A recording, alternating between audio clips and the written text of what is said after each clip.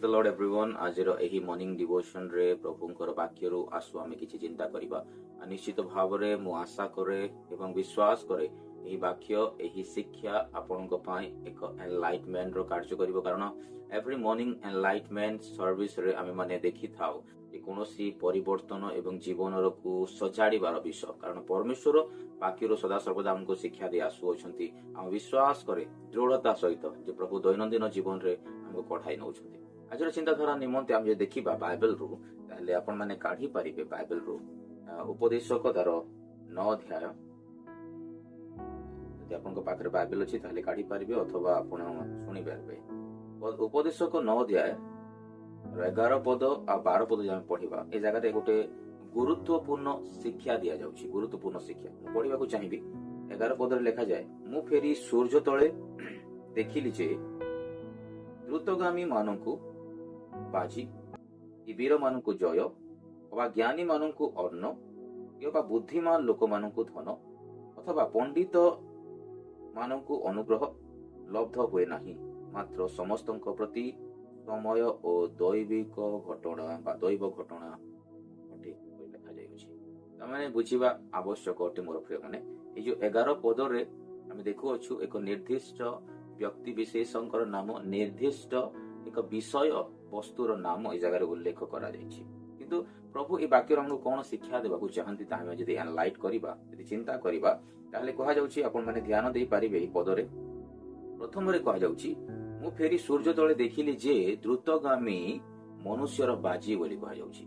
माने हम जानिबा कथा आजिरो समय रे जे कोनोसी क्षेत्र रे आपण देखंतु एक मनुष्यर दौड़िबा विषय, धावमान हेबा विषय में मैंने देखु अछि। माने in his life he always dedicated for some of the things जोटा कि होइते पारे निजर परिवार रे जणे धाउछि, निजर सेकुलर स्टडी रे जणे धाउछि, निजर फाइनेंशियल ब्रेक थ्रू पई जणे धाउछि, निजर फाइनेंशियल क्राइसिस पई जणे धाउछि, आ जणे असुस्थता रे धाउ अछि। आज विभिन्न स्तर हम माने देखि त बाइबल रे जे शिक्षा दिया जाउछि।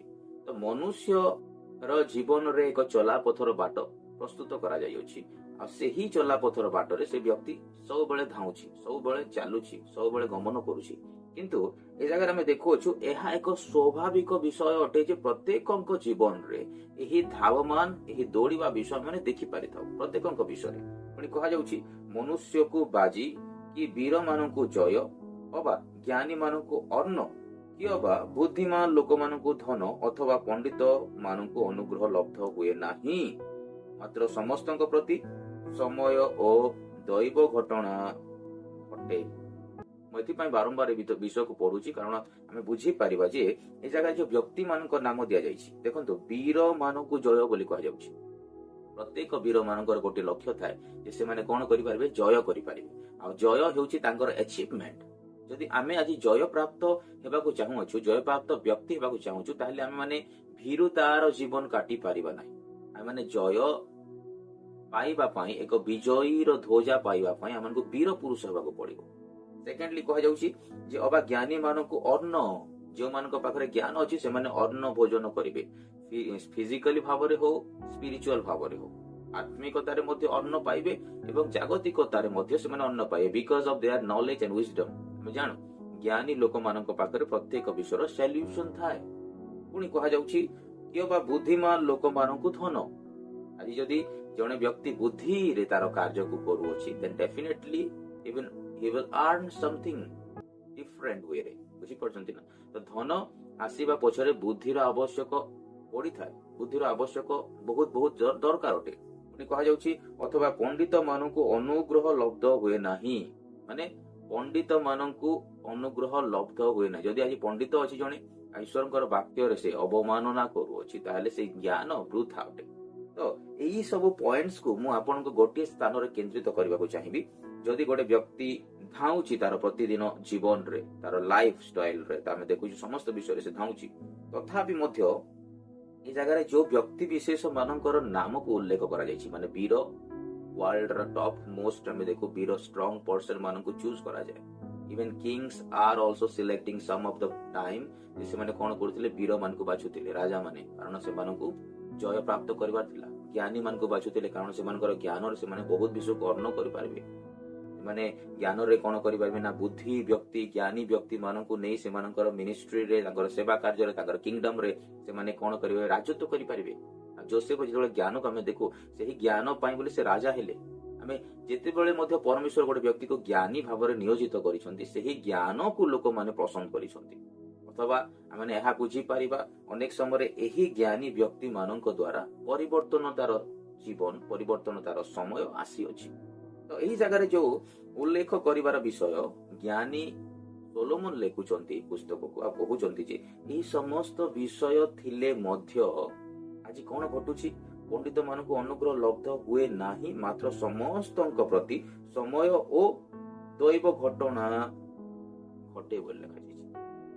What is the mean of that?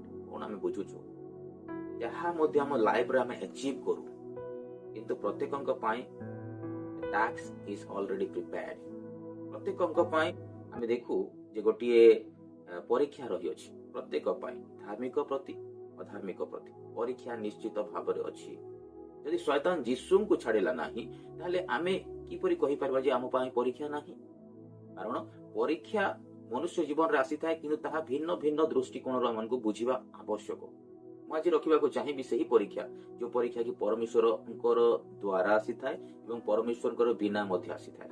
ଆମେ ଦେଖୁ ଯେତେବେଳେ ପରୀକ୍ଷା ଆସିଲା ଆୟୁବଙ୍କ ପ୍ରତି ତାହା ଶୈତାନ ପରୀକ୍ଷା ଆଣିଲା, ପରମେଶ୍ୱର କୌଣସି ବିଷୟ କରିନାହାନ୍ତି। କିନ୍ତୁ ଯେତେବେଳେ ପରମେଶ୍ୱରଙ୍କର ଆଡୁ କୌଣସି ପରୀକ୍ଷା ଆସେ ତାହା ମାନଙ୍କର ଧାର୍ମିକତା ତାହା ଆମର ବିଶ୍ୱସ୍ତତା ତାହା ଆମର ଉତ୍ତମତାକୁ ପରୀକ୍ଷା କରିବା ପାଇଁ ପ୍ରଭୁ ଆଣନ୍ତି।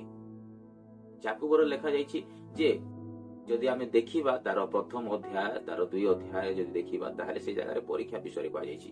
ପରୀକ୍ଷା ସିଦ୍ଧ ବିଶ୍ୱାସ ଯେ ଧୈର୍ଯ୍ୟ ଉତ୍ପନ୍ନ କରେ ଏହା ଆମେ ଜାଣିବା ଆବଶ୍ୟକ ଅଟେ। ପୁଣି ଆଉ ଗୋଟେ ସ୍ଥାନରେ ଆମେ ଦେଖୁଛୁ ଯେ ପରୀକ୍ଷା ପ୍ରଭୁ କରନ୍ତି ନାହିଁ ଅକାରଣରେ କାହାକୁ ମଧ୍ୟ। ଆପଣ ମାନେ ବୁଝିପାରୁଛନ୍ତି ତ ଏଇ ଜାଗାରେ ଆମେ ବାକ୍ୟରେ ଦେଖୁଅଛୁ ଯେ ପରୀକ୍ଷା ଆସିଥାଏ କିନ୍ତୁ ପରୀକ୍ଷା ଯେତେବେଳେ ଗୋଟେ ବ୍ୟକ୍ତି ଜୀବନରେ ଆସୁଛି ସେ ବିଷୟକୁ ଗୋଟେ ବହୁତ ବଡ ଇସ୍ୟୁଜ ବା ବହୁତ ବଡ ଗୋଟେ ସିନ୍ କ୍ରିଏଟ କରିବା କୌଣସି ଆବଶ୍ୟକ ନୁହେଁ। କାରଣ ଏହା ସ୍ୱାଭାବିକ ଅଟେ। କଣ ପାଇଁ ସ୍ୱାଭାବିକ ଅଟେ ଯେ ପ୍ରତ୍ୟେକଙ୍କ ପାଇଁ ଏକ ପରୀକ୍ଷା ଆସିବ। ସେ ପରୀକ୍ଷାରେ ଆମକୁ ବିଶ୍ୱାସର ସହିତ ଧ୍ୱଜା ସ୍ଥାପନ କରିବାର ଅଛି। ପ୍ରଭୁ ଚାହାନ୍ତି ଏ ସ୍ଥାନରେ ଯେ ଆମେ ଏହି ବିଷୟକୁ ବୁଝିବା। ଯଦି 12 ପଦ ପଢିବା କ୍ଲିୟରଲି ତାହେଲେ 11 ପଦକୁ ଆମେ କ୍ଲିୟରଲି ବୁଝିପାରିବା। 12ରେ କୁହାଯାଉଛି କାରଣ ମନୁଷ୍ୟ ମଧ୍ୟ ଆପଣା ସମୟ ଜାଣେ ନାହିଁ, କୌଣସି ବ୍ୟକ୍ତି ତାର ସମୟକୁ ଜାଣି ନାହିଁ। କାଲି କଣ ଘଟିବ 10 ମିନିଟ ପରେ କଣ ଘଟିବ କେହି ମଧ୍ୟ କହିପାରିବେ ନାହିଁ until and unless ପରମେଶ୍ୱର ନ ଜଣେଇବା ପର୍ଯ୍ୟନ୍ତ। ଆମେ ଜାଣୁ ଯେ କୌଣସି ମନୁଷ୍ୟ ତାର ସମୟକୁ ଜାଣେ ନାହିଁ। ଯେପରି ମତ୍ସ୍ୟଗଣ ଅଶୁଭ ଜାଲରେ ପଡନ୍ତି ଓ ଯେପରି ପକ୍ଷୀଗଣ ଫାନ୍ଦରେ ଧରା ପଡନ୍ତି ସେହିପରି ମନୁଷ୍ୟ ସନ୍ତାନ ଗଣ ଅକସ୍ମାତ ଉପସ୍ଥିତ ବିପଦ ସମୟରେ ଧରା ପଡିବେ। ବାକ୍ୟ କ୍ଲିୟରଲି କହୁଛି ପକ୍ଷୀଗଣ ଏବଂ ମତ୍ସ୍ୟଗଣ ଦୁଇଟି କ୍ରିଏଚର ବିଷୟରେ ଆମେ ଦେଖୁଛୁ। ପକ୍ଷୀ ଏବଂ ମତ୍ସ୍ୟ ଏମାନେ ଜାଣନ୍ତି ନାହିଁ ଯେ କେତେବେଳେ ସେମାନେ ଜାଲରେ ପଡିବେ। ଏ ଜାଗାରେ ମନୁଷ୍ୟ ବିଷୟରେ ଲେଖାଯାଏ। ଦେଖୁ ପ୍ରଥମରେ ପକ୍ଷୀ ଏବଂ ମତ୍ସ୍ୟ ମତ୍ସ୍ୟ ଏବଂ ପକ୍ଷୀ ଏ 2 ଜଣଙ୍କର ବିଷୟରେ ଆମେ ଦେଖୁଅଛୁ। ଏ 2 ଜଣ ଯେପରି ଜାଲରେ ପଡିଯାନ୍ତି, ଜାଲରେ ପଡିଲା ପରେ ସେମାନେ ବାହାରିବା ଅସମ୍ଭବ ଥାଏ, ଭେରି ଡିଫିକଲ୍ଟ। ସେମାନେ ବାହାରି ପାରିବେ ସେ ସ୍ଥାନ। ଏହା ମାନେ ବୁଝିବା ବହୁତ ଆବଶ୍ୟକ। ଯଦି ସେହି ପକ୍ଷୀ ଆଉ ମତ୍ସ୍ୟର ଏକ୍ସାମ୍ପଲ ଦିଆଯାଉଛି ଏଥିପାଇଁ କାରଣ ମନୁଷ୍ୟ ମଧ୍ୟ ଅନେକ ସମୟରେ ଫାନ୍ଦରେ ପଡିଯାଏ। ଆଉ ଏହା ସ୍ୱାଭାବିକ ଅଟେ। କୌଣସି ବ୍ୟକ୍ତି କହିପାରିବେ ନାହିଁ ଯେ ଆଜି ମୋ ପାଇଁ ଟେମ୍ପଟେସନ ନାହିଁ ବୋଲି, ଆଜି ମୋ ପାଇଁ ଟ୍ୟାକ୍ସ ନାହିଁ ବୋଲି। କାରଣ ଧାର୍ମିକ ପ୍ରତି ଯାହା ଘଟଇ ଅଧାର୍ମିକ ପ୍ରତି ମଧ୍ୟ ତାହା ଘଟଇ। ଜାଣିବା ଯେ ଗୋଟେ ପାପୀ ବ୍ୟକ୍ତି ଯଦି ସେ ନିଜକୁ କହୁଅଛି ଆଉ ପାପରେ ଲିପ୍ତ ବ୍ୟକ୍ତି ନିଜକୁ କହୁଅଛି ତା ଜୀବନରେ ମଧ୍ୟ ଟେମ୍ପଟେସନ ଅସୁବିଧା ସମସ୍ୟା ଆସେ ଏବଂ ଧାର୍ମିକ ବ୍ୟକ୍ତିର ଜୀବନରେ ମଧ୍ୟ ସମସ୍ୟା ଅସୁବିଧା ଆସିଥାଏ। କିନ୍ତୁ ଆମେ କିପରି ଏ ବିଷୟକୁ ଟାଇପ୍ କରିପାରିବା, କିପରି ବୁଝିପାରିବା? ବାକ୍ୟରେ କୁହାଯାଇଛି ପରୀକ୍ଷା ନିଶ୍ଚିତ ଭାବରେ ଆସିବ। କୁହାଯାଉଛି ଶେଷ ପଦରେ କୁହାଯାଉଛି ମନୁଷ୍ୟ ସନ୍ତାନ ଗଣ ଅକସ୍ମାତ ଉପସ୍ଥିତ ବିପଦ ସମୟରେ ଧରା ପଡନ୍ତି। ମନୁଷ୍ୟ ସନ୍ତାନ ଗଣ ମାନେ ପ୍ରଭୁଙ୍କର ସନ୍ତାନ ମାନଙ୍କୁ କୁହାଯାଉଛି ଯେ ଆମେ ମାନେ ଯଦି ନିଜକୁ ପରମେଶ୍ୱରଙ୍କ ସନ୍ତାନ କହୁଅଛୁ, ଆମେ ମାନେ ଯଦି ପ୍ରଭୁଙ୍କ ଠାରେ ଅଛୁ, ଆମେ ଯଦି ବିଶ୍ୱାସରେ ବଢୁଅଛୁ ନିଶ୍ଚିତ ଭାବରେ ପରୀକ୍ଷା ଆସିବ। ଏହି ପରୀକ୍ଷା ଆମମାନଙ୍କୁ ବୁଝିବା ବହୁତ ଆବଶ୍ୟକ ଅଟେ। କାରଣ ଗୋଟେ ବ୍ୟକ୍ତି ଯଦି ଫାନ୍ଦରେ ପଡୁଛି, ଯଦି ବ୍ୟକ୍ତି ଗୋଟେ ପାପରେ ପଡୁଛି ତାହା ତା ପାଇଁ ସ୍ୱାଭାବିକ ଅଟେ। ଏଥିପାଇଁ କହୁଅଛି କାରଣ ଗୋଟେ ବ୍ୟକ୍ତି ଯଦି ପଡୁଛି ବାଇବେଲ କ୍ଲିୟରଲି କହେ ଧାର୍ମିକ 7 ଥର ପଡିଲେ ହିଁ ଉଠିବ। What is the mean of that? କଣ ପାଇଁ କୁହାଯାଉଛି ଯେ 7 ଥର ପଡିଲେ ହିଁ ଉଠିବ, ମାନେ ଯଦି ସେ ପାପରେ ପଡୁଛି ମଧ୍ୟ ତଥାପି ପ୍ରଭୁ ତାହାକୁ ସାହାଯ୍ୟ କରନ୍ତି ଯେ ସେ ବ୍ୟକ୍ତି ସେ ସ୍ଥାନରୁ ବାହାରିବ। ଆମେ ଦେଖିପାରିବା ଏକ୍ସାମ୍ପଲ ଅବ୍ରାହମ, ଇସହାକ, ଯାକୁବ, ମୋସା, ଯୋସେଫ, ଆଇବ, ଯୋସେଫ, ଏପରି ଅନେକ ପ୍ରଭୁଙ୍କର ଦାସ ମାନଙ୍କ ବିଷୟରେ ଆମେ ଦେଖୁ। ଅନେକ ପ୍ରଭୁଙ୍କର ଲୋକମାନେ ଯେତେବେଳେ ସମସ୍ୟା ଆସିଛି ସେ ବିଷୟକୁ କିପରି ସେମାନେ ଫେସ୍ କରିଛନ୍ତି, କିପରି ସେମାନେ ସେ ସ୍ଥାନରୁ ବାହାରିଛନ୍ତି, ଆମେ ତାହା ବିଷୟରେ ଦେଖୁଅଛୁ। ଆଜି ପ୍ରଭୁ ଆମକୁ ଶିଖେଇବାକୁ ଚାହାନ୍ତି ଯଦି ପ୍ରୋବ୍ଲେମ୍ସ ଆସୁଛି ତାହେଲେ ସେ ସ୍ଥାନରୁ ଆମେ କିପରି ବାହାରି ପାରିବା। ଯୋସେଫଙ୍କ ଜୀବନରେ ସମସ୍ୟା ଆସିଲା, ପ୍ରଲୋଭନ ଆସିଲା, ପରୀକ୍ଷା ଆସିଲା, ତଥାପି ମଧ୍ୟ ସେ ସ୍ଥାନରେ ବିଜୟ ଲାଭ କଲେ। ସାମସନର ଜୀବନରେ ଆସିଲା, ପଡିଲେ ପୁଣି ଥରେ ଉଠିଲେ। मैं आपको ये बोलना चाहूंगा, ମୁଁ କହିବାକୁ ଚାହିଁବି ଯେ ଯଦି ପରୀକ୍ଷା ଆସୁଛି, ଟେମ୍ପଟେସନ ଆଉଛି, ପ୍ରଲୋଭନ ଆଉଛି, ଆପଣ ଯଦି ପଡି ମଧ୍ୟ ଯାଉଛନ୍ତି, ଚିନ୍ତାର ବିଷୟ କୌଣସି ବିଷୟ ନୁହେଁ। କାରଣ ପଡିବା ସ୍ୱାଭାବିକ ଅଟେ। ମନୁଷ୍ୟର ଫାନ୍ଦ ଯୋଉ ଥାଏ ତାହା ସ୍ୱାଭାବିକ ଅଟେ। ଆଜି ମତ୍ସ୍ୟ ମଧ୍ୟ ଜାଣେ ନାହିଁ କେତେବେଳେ ପଶିବ, କେତେବେଳେ ପଶିଯିବ, କେତେବେଳେ ପଡିଯିବ। ପକ୍ଷୀ ମଧ୍ୟ ଜାଣି ନାହିଁ ଯେ କେତେବେଳେ ତା ପାଇଁ ଫାନ୍ଦ ପ୍ରସ୍ତୁତ କରାଯାଇଛି, ସେ ପଡିକି ଲାଗିଗଲାଣି। କିନ୍ତୁ गिरना जितना अहम बात नहीं है, वहां से निकलना उससे कहीं ज्यादा बड़ा अहम बात है। मैंने बुझीबा कथा आज जड़े पड़ी जाउची ता बड़ कथा नुहे, निश्चित भाव से पड़ुची पड़ुची पड़ुची, किंतु से स्थान कोन से बाहरी पारुची कि, से स्थान कोन परिवर्तन तार जीवन आसुची कि, से स्थान कोन पश्चाताप जीवन आसुची कि, से स्थान कोन आमे माने परिवर्तन होई पारुछु कि, क्षमा प्रार्थना करि पारुछु कि। सैमसन से एपर एक स्थान रे पड़ी गले जहा कि बाहरिबा असंभव थिला, किंतु पश्चाताप तांको से स्थान रो बाहर कला। बुझी पारिबा जे दाऊद पड़िथिले किंतु से स्थान रो जेतले बाहरुछंती, मोर अंतरे सुची आत्मा दियो बोली प्रार्थना रे कहउछन ताकर गीत रे। आ मो ठारो तुमरो पवित्र आत्मा नियो नाही बोली लेखा जायछि, तुमर आत्मा नियो नाही। What is the mean? कारण आमे माने जानू जे जणे व्यक्ति पड़ी गले अनेक विषय से स्ट्रगल करिथा, अनेक विषय ता पई एक बहुत बड़ चैलेंजेस होई थाए, किंतु प्रभुଙ୍କ ठारे से समस्त विषय आंसर अछि। आज यदि जणे व्यक्ति पढुछि से स्थान किपरि बाहरिबो से विषय को से जानिबा बहुत जरूरी अटे। पढ़िबा स्वाभाविक मोर प्रिय माने, किंतु से स्थान बाहरिबा ताठू आहुरी अधिक ज्ञान एवं बुद्धि एवं चिंतार विषय अटे जे आमे माने से स्थान को किपरि आमे जाईकी बाहरी पारोछु। यदि गोटे व्यक्ति पढुछि आजिर समय मोर प्रिय माने आमे जानिबा कथा जे जदि आमे कोनोसी स्थान रे आज फसी जाइछु, whatever it will may be, बुझिबा कथा जदि आमे कोनोसी स्थान रे आज बाहरी पारु ना, रिलेशनशिप रे हो, फाइनेंशियल स्ट्रगल रे हो, आर्थिकता रे हो, मानसिकता रे हो, जागतिक क्षेत्र रे हो, कोनोसी जॉब फैक्टर रे हो, कोनोसी एक विषय को आमे डिसीजन नै पारु ना हूं, ताहले ध्यान रखिबा आवश्यक अटे जे प्रभु आज कथा कहबा को चाहते जदि तुमे से स्थान रे पड़ीछ बड़ कथा नहे, से स्थान रे पसि जाइछ बड़ कथा नहे, किंतु आज परमेश्वर से विषय को जणेबा को चाहते जे you have to come out from there. आज केते जण मलिनतारे अछंती ताहा प्रभु देखंती, सत कथा दुखित होंती, किंतु परमेश्वर चाहती जे आपण से स्थान रे थिबा समय रे परमेश्वरଙ୍କ ऊपर दृष्टिकोण करंतु, प्रभु को देखंतु आ कहंतु प्रभु मो स्थान रे बाहरबा को चाहूची, मते स्थान रे उद्धार करो।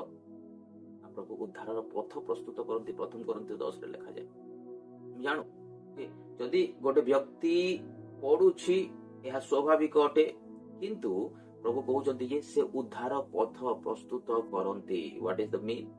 उद्धारर पथ प्रस्तुत करंती, कारण से स्थान रे पथ नाही, ऑलरेडी से जगह पथ न थिबा स्थान रे यदि हम जाउछु आ आगे कुछ नहीं दिखाई दे रहा है हमको, तो वहां से हम कैसे निकल सकते हैं? केवल एक ही परमेश्वर है जो हमको वहां से निकाल सकता है।